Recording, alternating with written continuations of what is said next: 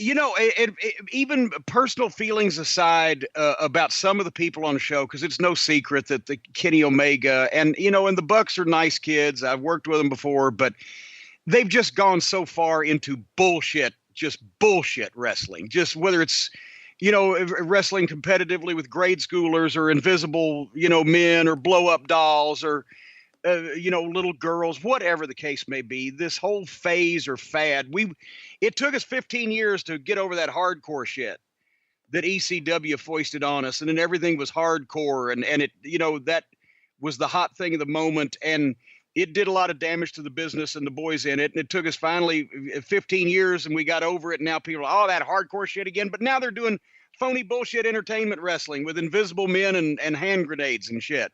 And that's going to be worse for the business in the long run. And of course, now everybody's saying, Cornette said, they just sold 10,000 tickets and he's saying it's horrible for the business. That's what it's come to. I'm glad that Cody got genes from the Dream. The Dream was the big idea guy. The Dream was the big concept guy, Starrcade, the Great American Bash. So I'm not surprised that Cody saw this and kind of had a dustiest reaction to it. And those guys are hot and they have a devoted audience. And I've said it a million times, for people who like that kind of thing, that's the kind of thing those people like. It's become now a situation where that people, it was a hold my beer moment where the people are disgruntled with the WWF domination of the business. They are fiercely loyal to the Bucks and the Omegas and the Bullet Club guys. It was the ultimate, and this is not a knock, because it was amazing that they were able to see this and capitalize on it and do something that nobody else in the business has ever done before, ever. And that doesn't happen too often. For guys to finance their own show, run their own show, and do a ticket sale like that instantly.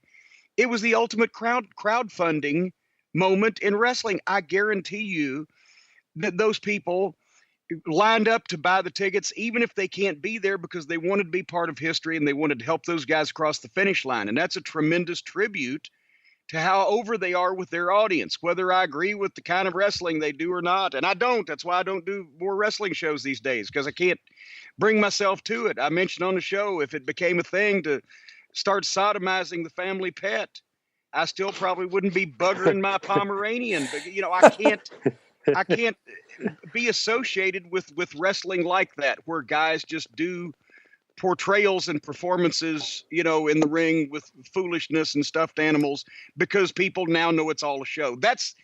I guess that's what's gotten so much heat with me on these guys, or heat with these guys with me, is that their fans all go, well, it's wrestling. It's supposed to be silly and humorous and fun, and nobody's supposed to take it seriously because it's wrestling.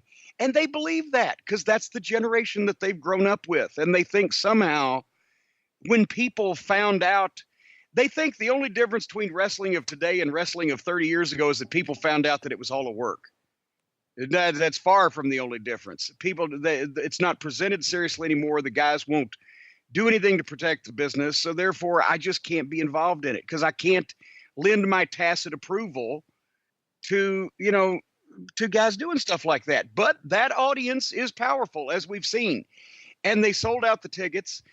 They were able to, working in conjunction with Ring of Honor, they were able to, in effect, rent a wrestling office for the infrastructure, because it's the guys, individually, they weren't set up with Ticketmaster. They didn't have, I don't know what all the deal is with Ring of Honor, but I would imagine they were useful in finding insurance for the event and in setting up with Ticketmaster and executing contracts for merchandise sales, or obviously TV promotion.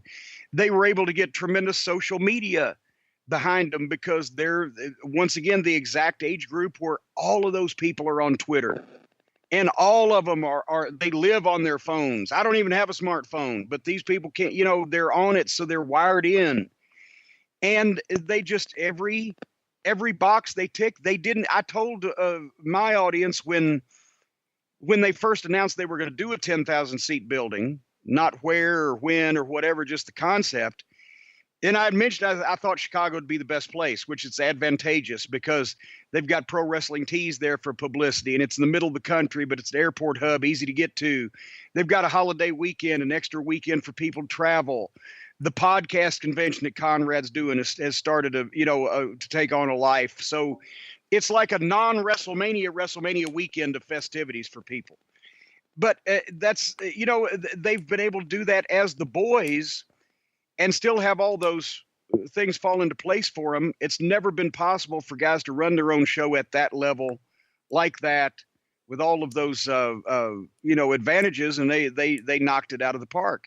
And also the thing is, to be honest, and I mean, tell me if you believe this is true, if you don't agree, if any promotion in the world ran this exact same show with the exact same talent, called the exact same thing, but it wasn't the boys themselves running it, would it have done a quarter of this advanced sale? Even No. WWE, TNA, Ring of Honor, New Japan in the United States, any other company, it's because it was the boys. They are supporting the team is in need, and they did it and knocked it out of the park. I wish you could have 20 years ago. I wish I could have made the wrestling promotion that baby face with Smoky Mountain. We'd still be in business, but it wasn't possible then.